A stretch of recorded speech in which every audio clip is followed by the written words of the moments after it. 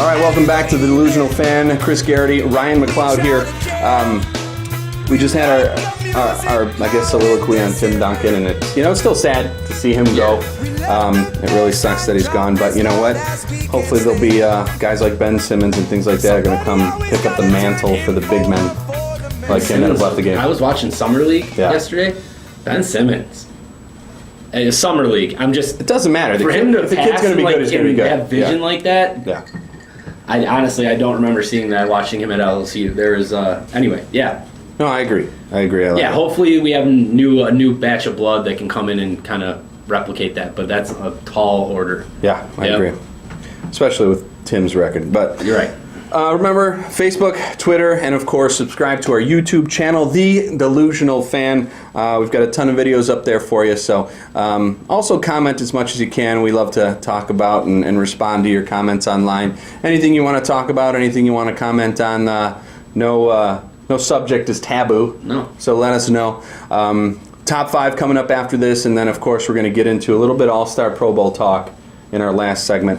Right now, what I want to do is I want to pick Ryan McCloud's brain a little bit. Yeah, so I surprised Ryan with this one. I don't know what he's going to ask me, so right. We'll see how it goes. You usually let me lead everything, and I usually start most of the topics, give you my opinion, and then you follow up. You're the host. I don't want to give you an opinion this time. I want to know what you think about these subjects without my stance. Yeah, I don't think you ever give me an opinion, but you're saying without your opinion. Without my opinion. Oh, okay. Yeah. Okay, good. Gotcha. We want to know what Ryan McCloud thinks. I don't pick your sports brain. Okay. Okay? Yeah. All right. Interesting. So what I did is I brought up some of the crazy stuff that has gone on the past couple weeks. Well, I don't know, crazy, not crazy, doesn't matter. Just some of the weird stuff. And going to be no particular order. I just want to know your thoughts on it, okay? Okay. All right. I'm going to start with one that really came down today. Some news that was pretty important this morning. Tom Brady's appeal was denied by the Second U.S. Circuit Court. Okay. Right. There's 2 questions I have for you. 3 questions, actually. Okay. All with regards to this? Yes. Okay. So, will he take it to the Supreme Court? 1. Should he take it to the Supreme Court? 2. 3. What will the outcome be? Okay. So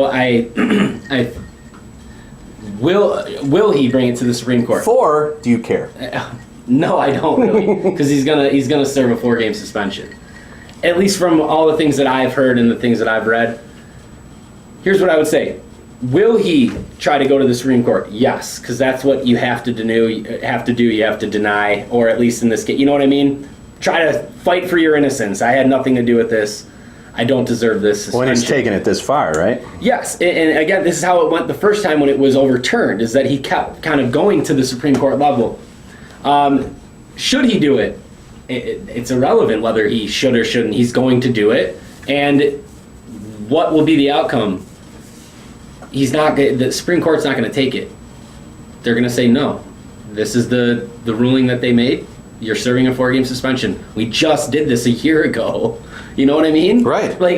No, man. They fought it. You've lost again. It's over. Serve this, and then we're done with it. So in a bit of a follow-up, the whole thing is they think Roger Goodell has too much power. Mm-hmm. Whose fault is that? That's the players and the owners. It goes hand in hand with the players and the owners. Now, the owners they like Roger Goodell. By all accounts, they are 100% happy and would vote 100% on his job approval. Right. He is there to work for the billionaire owners. He's doing a great job at that because they are worth more than they've ever been worth. To them, it's irrelevant what the players think, but they signed on the dotted line. That players' union agreed to this CBA. It is 100% their fault if they think that there's too much power there. Right. Would you agree? I agree. Yeah, I mean, to me, that's almost common sense. You got to understand that. The simplest way to put it, and this is really oversimplifying it, but the players took the money and gave up the power because of how short an NFL career is. So what they did is give us more money, more revenue share for the guys, and this really works for 90% of the league. The guys that only have that 3.5-year career is what I think they average, something like that. So we want more money because our careers flail out so fast. Right. Where it hurts with the power of Roger Goodell is things like this, with Tom Brady, where he can just he does have he's judge, jury, and executioner, or with really all situations similar to this. He really can decide whatever he wants, but then Brady is now taking this to the Supreme Court. So, and I think there's also other stuff that come into the play with Goodell, like he is similar to the president in the fact that he doesn't. It's not like I don't think he sits there on an iron throne and calls all the shots. I think he has advisors and people and litigators and people telling him, this is what you do, this is how we need to approach this. And things have backfired on them several times in the last few years. Whether it's the Ray Rice stuff, the Adrian Peterson stuff, in this case where he looks petty, Goodell, right? It's like, you made me look like an ass. Now I'm definitely going to come get you and get suspension. Yeah. It looks bad on him, but at the same time, he's trying to. It's always the same quote from them, right? Protect the shield. Right. Like I guess that's his due diligence in protecting the shield. Is you're going to serve this because you did something wrong. And what it seems like with Goodell, this has nothing to do with deflated footballs anymore. More with Brady's conduct during the investigation, right? Yes. Okay. Right. All right. 2 quick rapid fires about this topic. 1. They play Arizona, Miami, Houston, and Buffalo. They're at Arizona game 1 with Garoppolo quarterback. What's their record after 4 games? Who is it again? Who do they got? Arizona, home, Miami, Houston, and Buffalo. Miami, Houston, Buffalo. They'll go 2-2. Yeah? Yeah. That's what I would take from that. I think they go 3-1. Miami, Houston, Buffalo, I think. Yeah.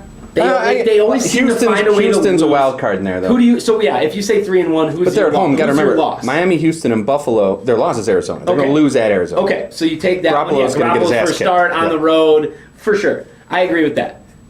Miami always pulls a win off against New England every year. It seems like that'll be the one. Don't go too busy because we're going to get into our NFL stuff coming up in the next few weeks. I just want to know. So you 2-2. I'm 3-1. We'll just leave it at that. Sure. Yeah, it was. Will they win the division once Brady comes back? So they're 2-2. Do I want them to? No. No, but will they? Yes. Of course they will. Okay. All right. So this one I think you're going to like. You're going to like this one. Okay. This is next. Deep Thoughts by Ryan McCloud. Okay. So rumors right now about Russell Westbrook is that after this year, so after this next NBA season, he'll be a free agent. And now that KD is gone, he wants to be a Laker. Right. Okay, that's the big rumor going around. Everybody's saying, everybody's thinking it. He's a Cali kid, yeah. And plus, usually when it gets to the point to where it is now, it's probably true. He really wants to sign with the Lakers. If you are OKC, do you trade him and get some value as soon as possible? What value? What do you get? I don't know. I don't know what you would get from Los Angeles. Who do they have right now? I don't necessarily mean trade him to Los Angeles. Okay, yeah, or it could be like a 3-team trade. I mean, I can't, yeah. Or let's say halfway through the season, there's a contender that needs a shooting guard. Okay, so you're saying it might not just be to LA. Do you trade him to any team to get some value? If you're OKC, are you looking the entire year to get rid of him? I see what you're saying. Okay, and get something back. That makes more sense. Yes. You would want to if you are if you are convinced as a management or front office, if you are convinced that he is gone, we've lost him already. Do you think he's gone? Here's the weird thing. Yes, I do. I do think he's most likely going to bounce. It's his team now if he stays. It's most likely going to bounce. But this is the new NBA. Or it's not even the new NBA. This is the NBA, though. If they can somehow attract talent to come to OKC, why would he leave? It'll still be his team. They can just attract this other talent to Oklahoma City. I don't see him leaving then. That's a big if. I don't think people want to go and play in Oklahoma City when you have destinations like New York, Chicago, Miami, Golden State was just proven, and even even the Lakers or the Clippers for that matter. Yeah. Okay. If he's comfortable enough where they can, it's all going to come down to the pitch next year. That's how these things go, right? He travels around the league and interviews with different teams. Whoever's going to have the best pitch. If Oklahoma City can drag talent there, then sure he could stay. I'd lean towards him bouncing. Okay. Yep. All right. So I'm going to stay basketball for this next one. There's a few questions in here, so I want you to if you need to sit for a second, think about it, you can. And it's about the Knicks NBA offseason. So First of all, did the Knicks win free agency this year because they signed D Rose and Noah? Now they're going to partner up with Porzingis and Melo, which Porzingis has got to be one of the young, new, exciting players in the league. Yeah, without a doubt. Fantastic Yeah, player. without a doubt. Melo can still score, plays no defense, but he still scores. But he's slowed down, I think, enough to where D Rose and Noah might help. Okay, will they be the most improved team next year in the division? Because they went 32 and 50. Division or conference? Well, conference. Either way, We'll call it conference. Yeah. They went 32 and 50 this past year. Didn't make the playoffs. Give me your opinion on the Knicks and how they did in the offseason. Is this a front? Is this actual something that can help them out? What do you think is going to happen? So, Eastern Conference wise, yes, I think they would be the most improved team. And I'm trying to think right now as to who else would be there. It honestly, would you? And let me ask you a quick question. Would you agree with that they are the most improved team in the East? I think so. I mean, Chicago might be the second most improved. Chicago can't shoot. I'm just saying, based on talent, from who we got rid of and who we acquired. I think Chicago will make the playoffs next year, and they'll get romped in the first round. I'm saying most improved, though. So if they go from a non-playoff team last year, the Bulls, to a 5 seed. Chicago's were about 500. The Knicks weren't even close. And that's what I mean. So if the Knicks go from no playoffs below 500 to a 7 or 8 seed, I think New York probably is the most improved team in the Eastern Conference to this point. Again, I'm the one who brought up the Bulls, but both teams aren't contending for any championship. And that was my next one. Not necessarily championship. Can those Knicks beat the Cavs? No. Okay. In a series, no. No. In a regular season game or even in a playoff game, yes. Okay. Yeah, I think without a doubt, man. If Derrick Rose and the Bulls back in 2011 could pull off a win against Miami Heat back then, yeah, they can do this without a doubt. I'll give you your choice in this next one. Should we stay with the NBA, or do you want to go into baseball a little bit? Well, kind of baseball in a mix. Move on. Let's go. All right, we're going to move on. Yeah. So, talk a little baseball. So we're going to do baseball.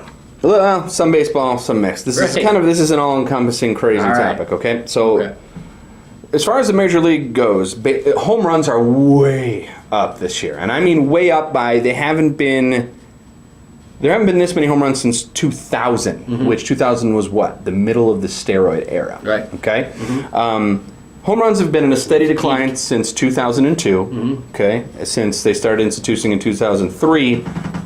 Testing for performance-enhancing drugs, pitchers getting better, so on and so forth. Sure.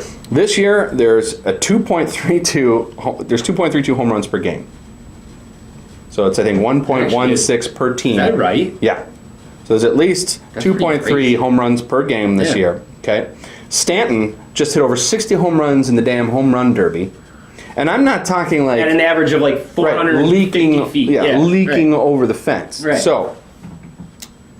John Jones this weekend, who was literally the biggest draw for the UFC 200 card, got caught with not one but 2 performance-enhancing drugs on both the A and B sample. Okay? Are steroids becoming an issue again, not just in baseball, but in general?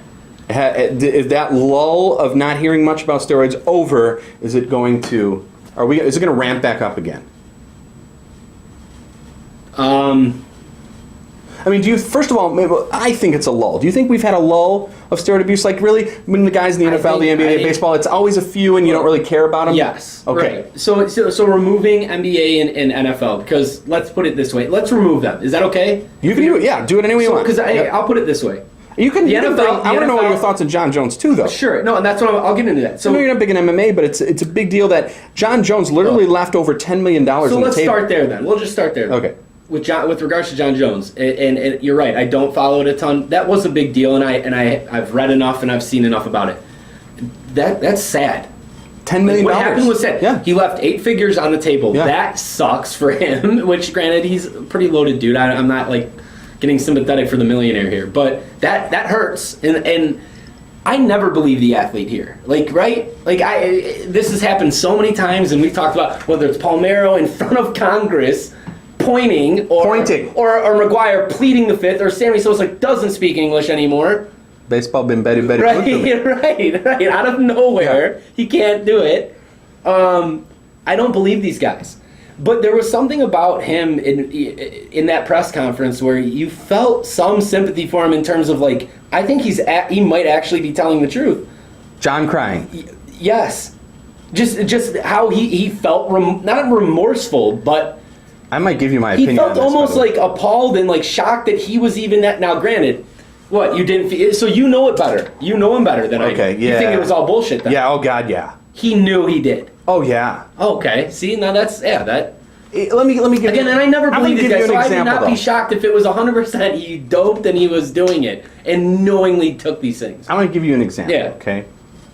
Let's say the police show up to your house and say on some night, they show up in some morning, the night before, you got home from work, went on the internet a little while, watched the game, went to bed. The cops show up the next morning and say, you hit and run somebody yesterday, and we know you did. Right. We got proof. Is your reaction to cry and say, well, I'm not sure if I was in my car last night. This is so disappointing. I mean, I would never knowingly get in my car and hit somebody. Is that your reaction to that? Well, actually, if you actually don't remember doing anything like that, and somebody was telling you that, and they're like, "Here's your proof." By the way, I have a video of you hitting and running somebody. And But there's and not you a video. Didn't remember? No, but there's a failed drug test to show him. So do you cry? No, that I would. Oh. I'm saying, hey, now granted, you're talking about a hit and run. When it comes to steroids and stuff, this isn't life-threatening. And so I understand your analogy in that comparison, but like, he could go to jail for a hit and run. Like, he's not going to any jail. He just lost $10 million. And by the way, I would cry if I lost $10 million. So now, yes. Again, it's tough to believe these guys either way, but even your Rafael Palmeiro example, because Rafi was so adamant that people believed him. What a dick, by the way. But people believed him, right? Because he was like, he was mad, right? Yes. I expect... If So you that's are how you would want to react. I would expect him to be angry and be like, we need to figure this out right now. But other things John said in the press conference were, what USADA makes, you know what USADA is, right? Yes. U.S. Anti-Doping and shit. Okay. So what SADA makes you do is record all the supplements you take, also and report it to them. Right. So if there ever is a question or an issue, they're going to be like, hey, this supplement's on a list we don't like, you can't take that.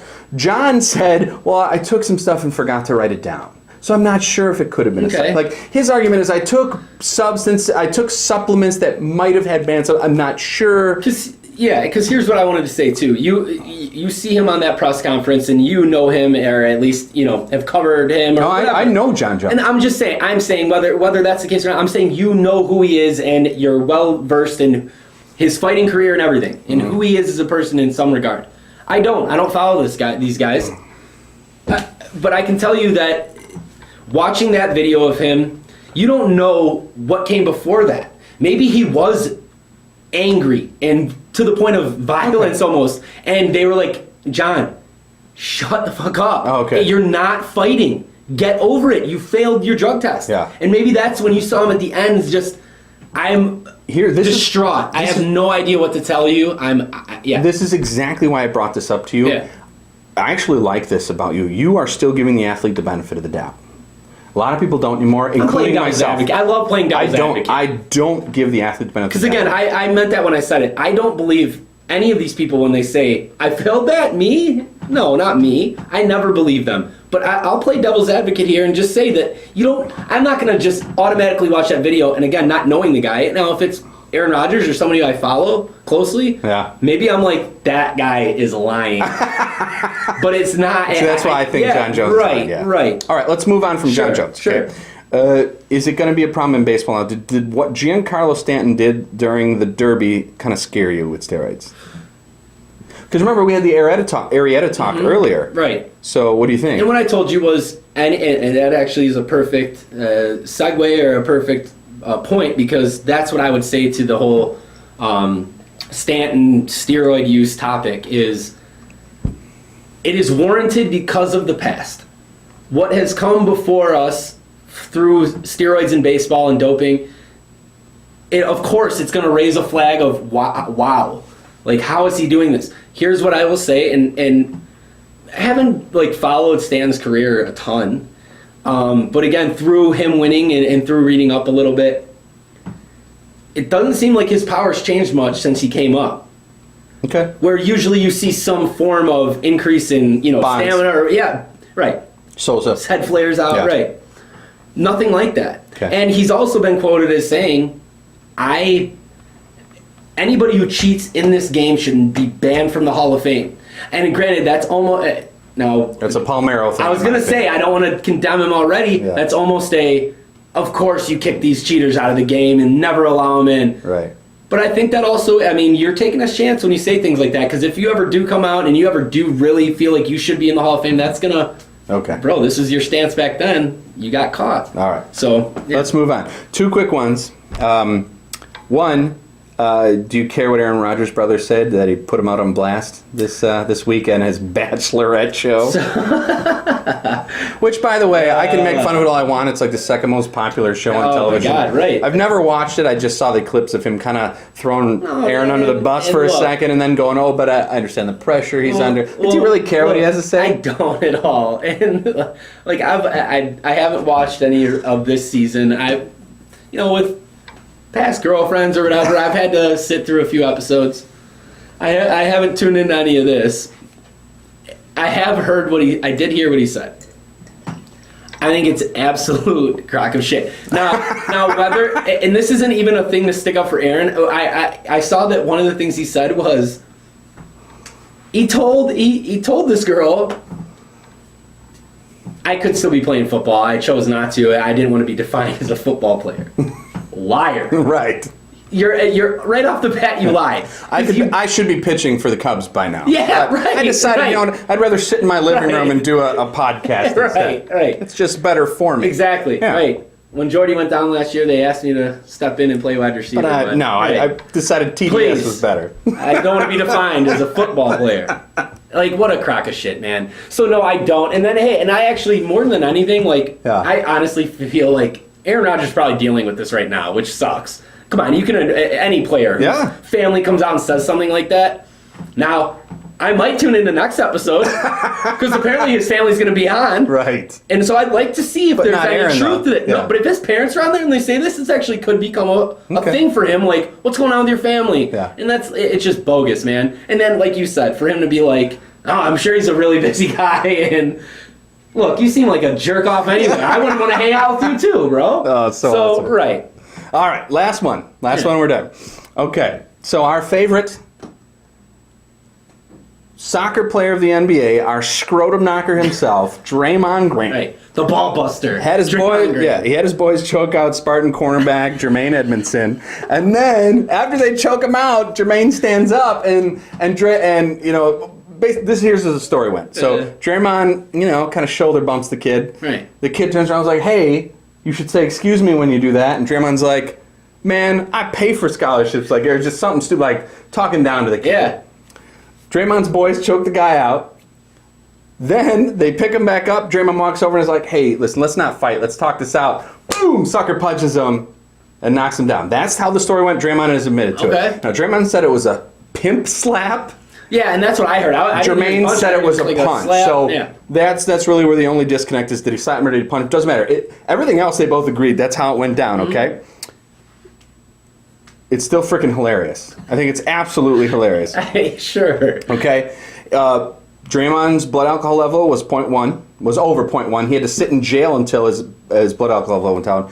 Rehab. So, all I want to know is this. Considering the Brady, Rice, all the crazy crap that happens.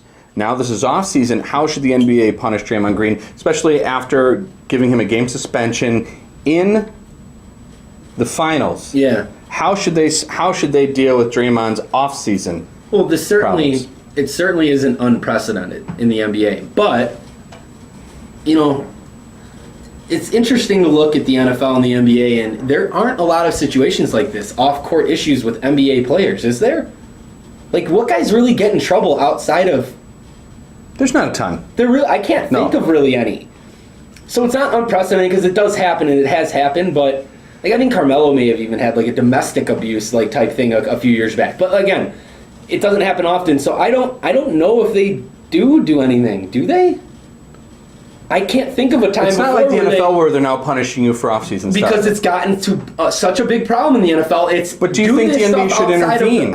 Outside of the gate, what? Do you think the NBA should intervene? Because you could tell he's got a temper issue on the court. Yeah. Now they know he's got a temper issue outside the court. Should they intervene or should they do something about it? You know what? And maybe that's it. Maybe this is where you start looking into it and saying, Draymond, there's been a top 15 player in the league, pattern of behavior here, both on and off the court now. Mm-hmm. We need to pay attention and make sure that we're all okay here. And so again, I don't know if they will. If I had to predict, I don't think they'll do anything in season in terms of a suspension. I'll tell you this: they will have a conversation with him where they will say, if this happens again, something similar, or if this same type of deal happens, you will be suspended for a game or games. Okay. I think it's got to get to a point. Again, in the NBA, it's not an issue. In the NFL, it's pretty standard.